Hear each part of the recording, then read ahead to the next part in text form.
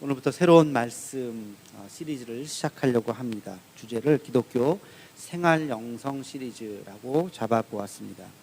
사실 이 주제는 작년부터 제가 좀 고민을 하고 생각했었던 주제 중에 하나였는데요. 2년 반 이상 지금 코로나가 계속되면서 많은 사람들이 그렇겠지만 신앙과 관련해서 목회자로서 많은 고민을 좀 하게 되었습니다. 어떤 분들은 이 코로나 상황에서 흔들림 없이 자기의 신앙을 잘 유지하시는 분들이 있는가 하면, 어떤 분들은 코로나를 핑계로 신앙이 게을러지고 열심히 없어지고 교회에 잘 나오지 않게 되고 심지어는 교회를 떠나는 분들도 있죠. 통계적으로도 보면 여러 통계들이 계속 나오는데, 적게는 20%, 많게는 30%의 성도들이 한국교회에서 떠나가고 있다는 통계가 있습니다. 이게 그냥 부풀려진 숫자가 아니라 이렇게 보면 지금 저희도 그래요. 저희도 지금 예전에 코로나 전에 비해서 주일 출석이 지금 사실 뭐 마스크만 쓰면 나오는데 아무런 제약이 없거든요. 그럼에도 불구하고 우리도 한 30%의 성도들이, 물론 뭐 영상으로는 뭐 보실 수는 있겠지만 나와서 예배를 드리지 않는 분들이 우리도 한 30% 되는 것 같아요. 이런 것들을 옆에서 이렇게 쭉 지켜보면서 우리의 신앙에 무엇이 문제인가, 무엇을 보완해야 하는가, 또 우리의 신앙이 왜 흔들리는가, 이런 질문을 저 자신에게 또 우리 한국교회에 적용을 하면서 던지게 되었습니다. 여러분, 건물이 있는데 큰 지진이 나면 지진에 무너지는 건물이 있고 지진에 끄떡이 없는 건물이 있죠. 왜 그럴까요?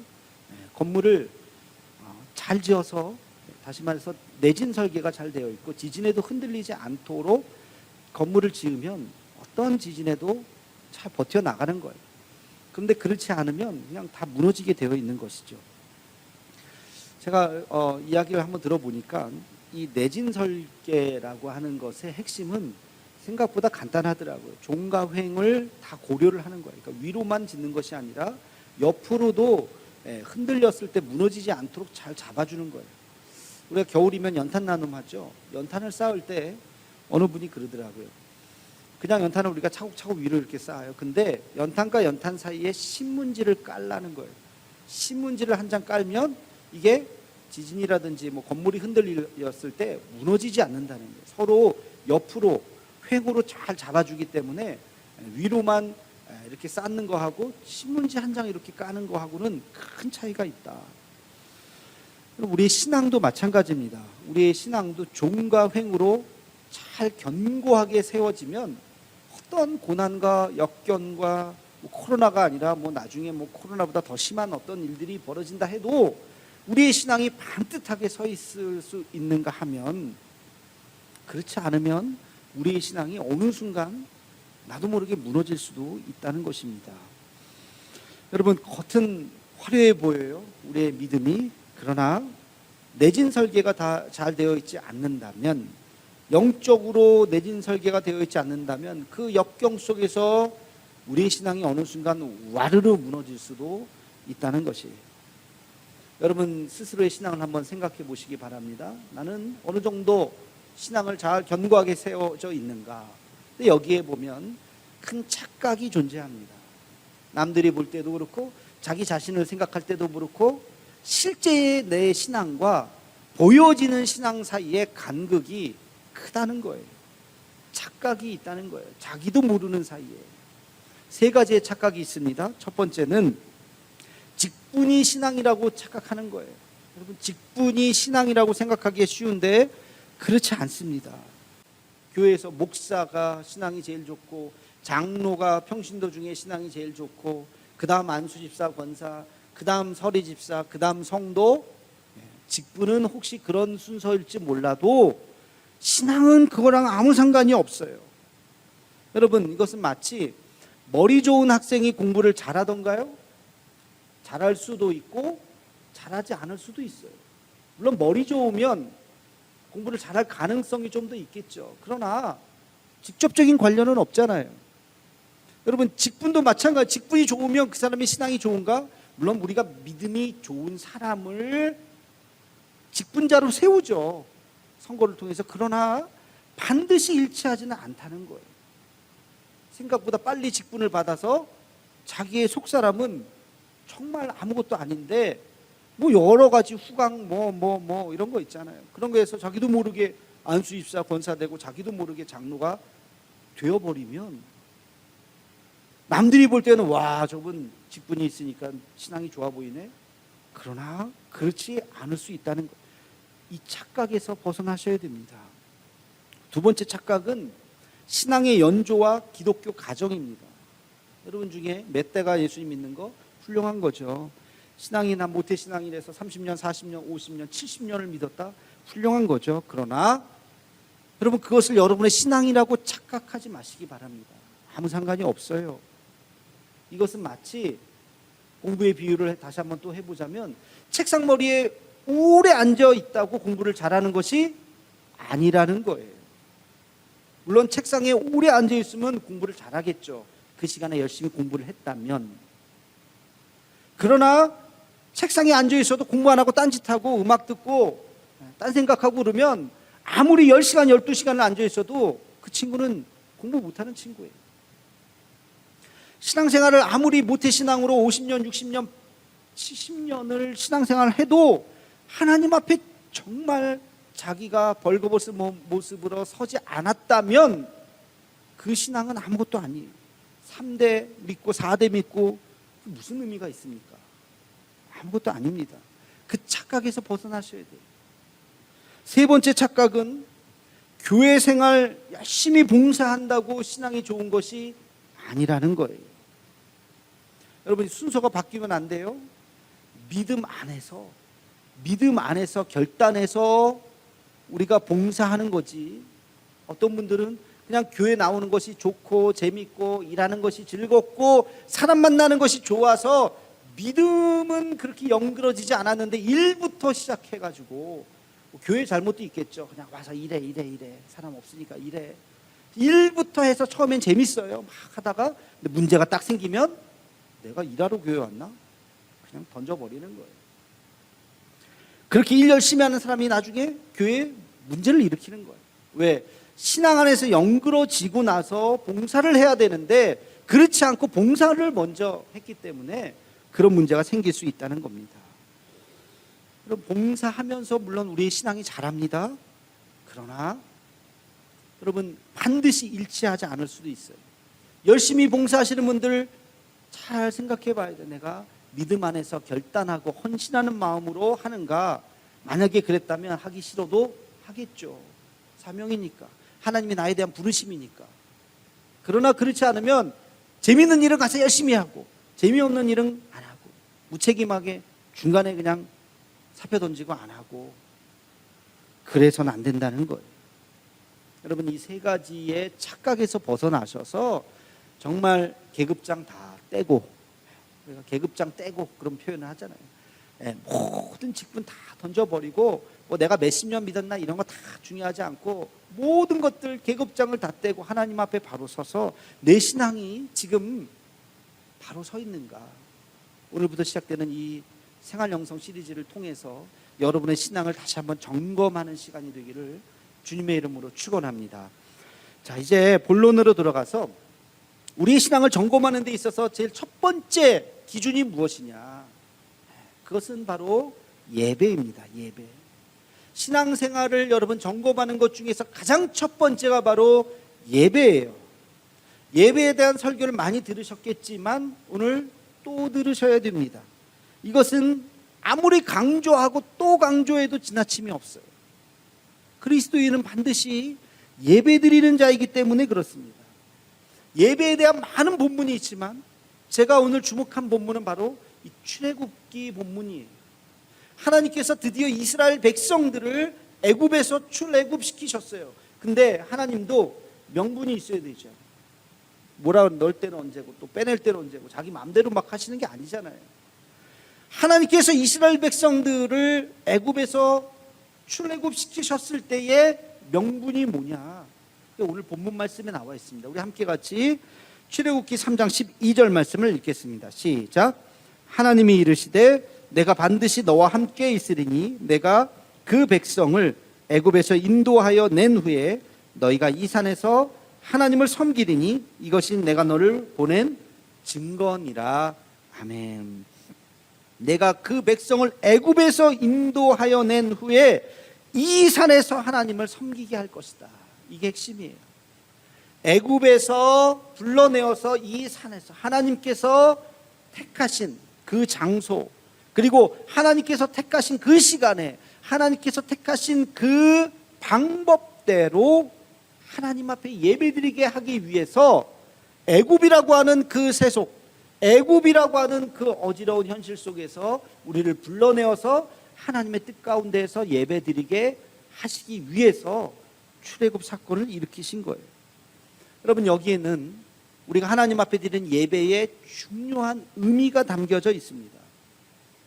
이 상황을 염두에 보면서 하나님께서 우리를 마찬가지 우리의 삶의 자리, 세속이라고 하는, 세상이라고 하는 이 애굽 속에서 우리를 불러내셔서 우리에게 예배드리게 하셨다는 겁니다.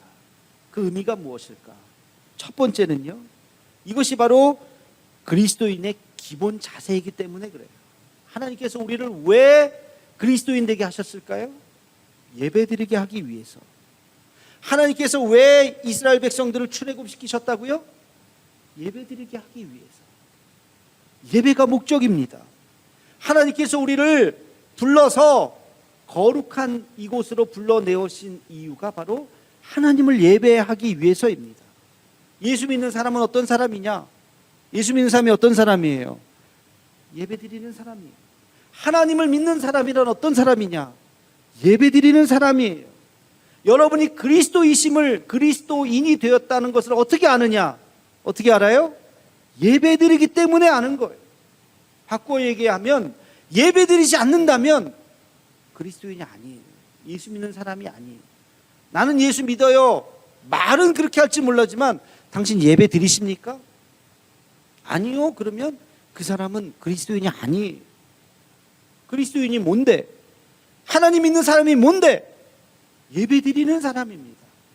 예배 드리기 위해서 애굽에서 이끌어내셔서 하나님께서 지으신 그 거룩한 성전에 하나님의 방법대로 우리를 세우신 것입니다. 예배란 그리스도인의 표식이에요. 내가 그리스도인이라고 하는 것은 바로 예배 드리는 것입니다. 우리가 성령 강림 주일에 제가 말씀을 드렸어요. 성령으로 말미암지 않고는 그리스도를 주라고 고백할 수 없다. 그렇죠? 예수님을 나의 구주로 고백하는 것은 성령이 있기 때문에. 마찬가지로 여러분, 성령이 있기 때문에 이 시간 한 시간 우리가 예배 드릴 수 있는 거예요. 우리 안에 성령이 없으면 예배 드리는 이 한 시간이 얼마나 고역인지 몰라요. 주일을 기다리는, 또 기대하는, 설레는 마음으로 이 시간을 맞이하는 저와 여러분이 되기를 주님의 이름으로 축원합니다. 두 번째, 예배란 무엇이냐면, 예배란 여러분의 신앙의 건강을 말해주는 기준이 됩니다. 여러분, 여러분의 신앙의 건강함을 알기 위해서는 예배 드리는 이 한 시간을 딱 보면 알아요.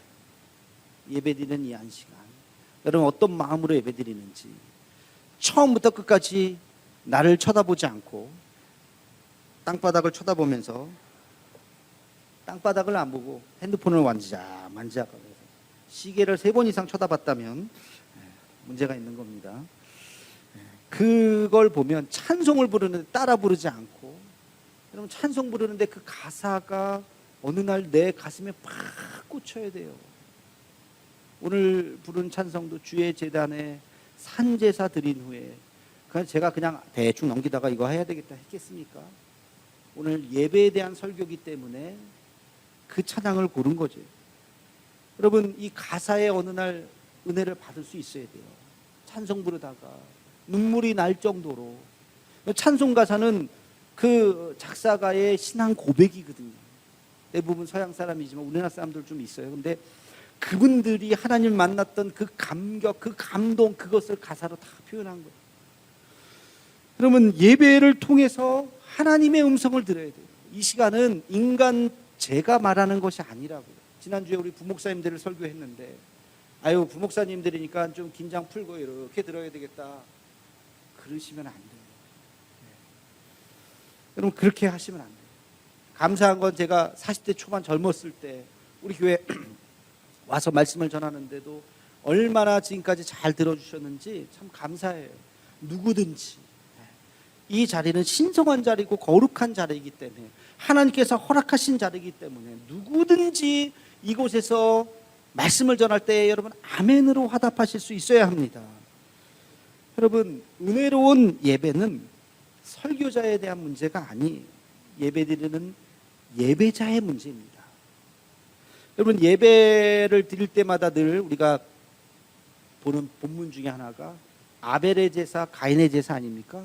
하나님께서 왜 아벨의 제사는 받으시고 가인의 제사는 받지 않으셨는가? 정확한 설명은 없어요. 해석만 있어요. 이것은 방법이 아니에요. 가인은 가인의 어떤 가축을 잡아서 제사를 드렸고, 아벨은 곡물로 드렸고, 뭐 그런 차이, 그런 게 아닙니다. 그런 차이가 아니라 이것은 예배자에 대한 자세를 의미하는 거예요. 예배의 방법을 의미하는 것이 아니라 뭐 전통 예배를 드리느냐, 찬양 예배를 드리느냐, 뭐 그런 걸 얘기하는 것이 아니에요. 여러분, 예배자의 마음 자세를 이야기하는 것이에요. 가인은 성경에 자세한 내용은 없지만 보면, 여러분, 가인이 하나님께서 그 제사를 드리지 않았다고 아벨을 보고 시기하고 질투하고 자기 자신을 되돌아봐야 되잖아요. 내가 왜, 내 예배를 왜 하나님이 안 받으셨을까? 하나님 앞에 기도하면서 자기를 고치려고 생각을 해야 되는데, 아벨을 보면서 시기하고 질투해서 죽여버린다? 그만큼 그 마음이 강박했던 것이죠. 그런 자세로 어떤 경쟁과 어떤 그런 마음으로 예배를 드렸던 가인, 하나님께서 그의 예배를 받지 않으셨다는 것입니다. 여러분, 그래서 우리는 하나님 앞에 나올 때, 예배를 드릴 때 여러분, 예배자의 자세, 누가 말씀을 전하든 어떤 본문을 하든 그 말씀을 아멘으로 받고 나에게 주신 하나님의 음성이 있다는 것을 귀 기울여 들을 수 있는 우리가 되기를 주님의 이름으로 축원합니다. 말씀을 들을 때는 늘 언제나 말씀 앞에 겸손해야 돼요. 누가 전하든 겸손해야 돼요. 여러분, 이것이 하나님 앞에 서 있는 우리의 자세인 줄로 믿습니다. 내 신앙이 건강한가? 예배드리는 이 한 시간을 여러분 한번 잘 돌이켜 보세요. 복기를 해보세요.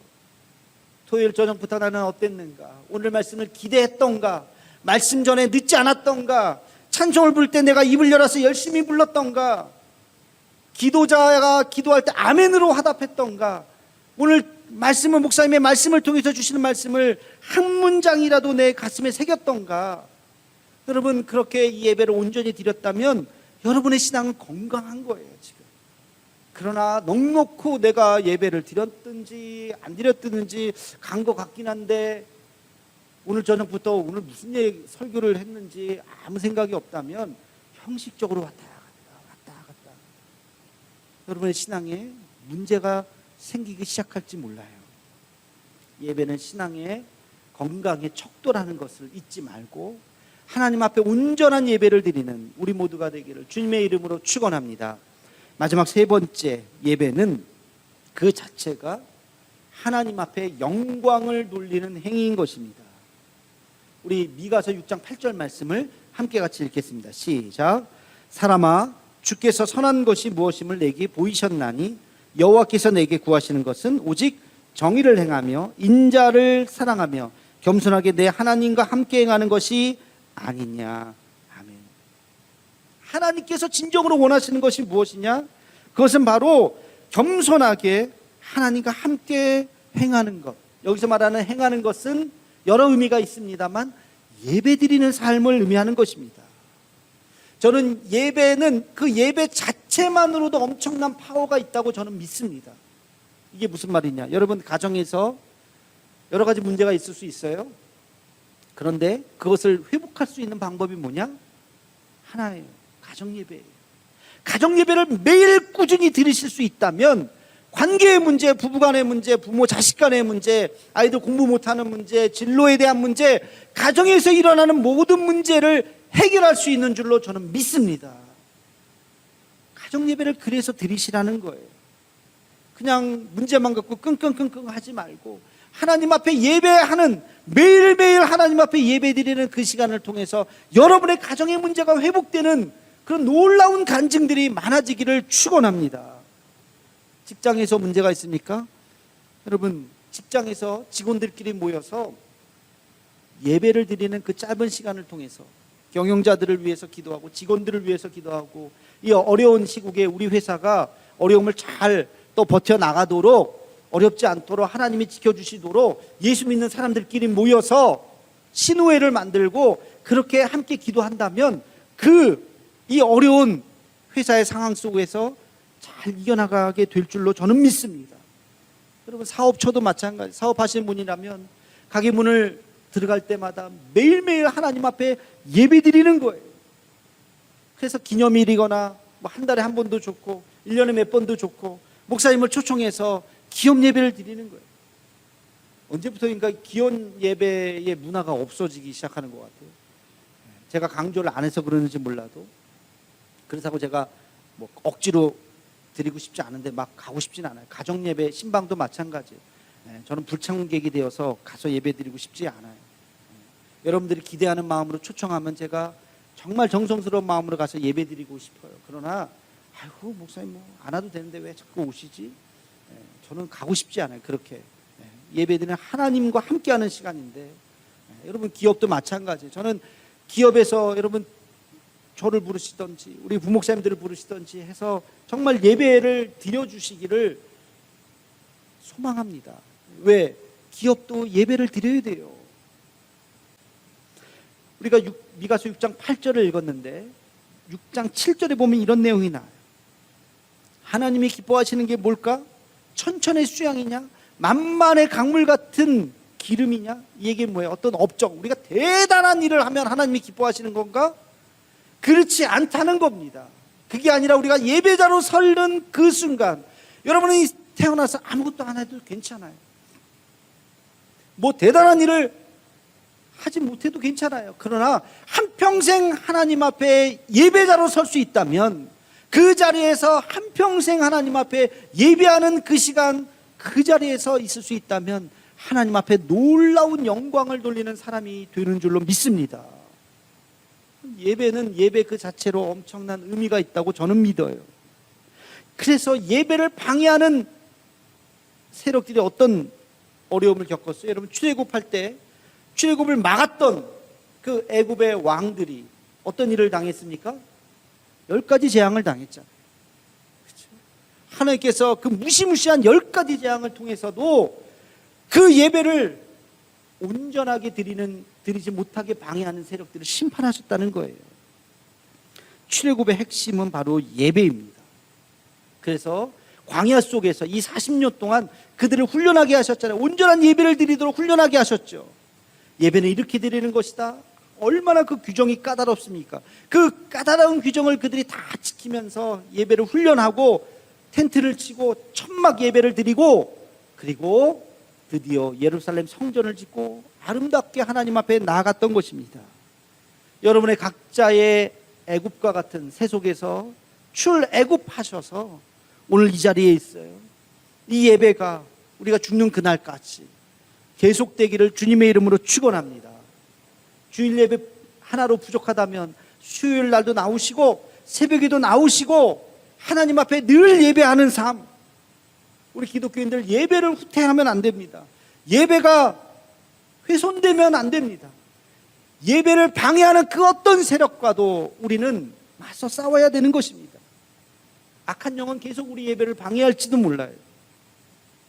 그러나 우리가 이 예배를 통해서 우리 삶을 다시 한번 점검하고 온전한 예배로 승리하는, 그래서 우리의 생활 속에서 하나님 앞에 바로 서는 우리 모두가 되기를 주님의 이름으로 축원합니다.